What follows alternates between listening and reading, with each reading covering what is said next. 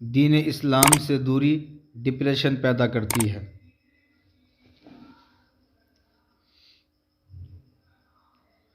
بڑی سے بڑی بیماری بھی ہو جائے تب بھی ٹینشن نہ لے اور دماغ کو ریلیکس رکھے، ورنہ عظیم تباہی ہوگی۔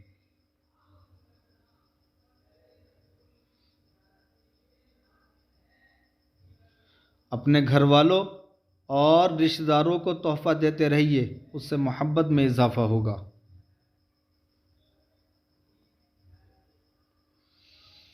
جو والدین اپنی اولاد سے دوستانہ رویہ نہیں رکھتے، ان کی اولاد بے شمار پریشانیوں میں مبتلا ہو جاتی ہے۔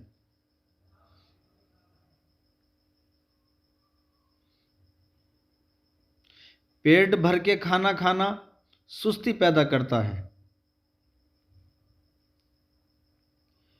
اگر کوئی نیک بننا چاہتا ہے تو اس کو چاہیے کہ فضائل اعمال کا مطالعہ روزانہ کرے۔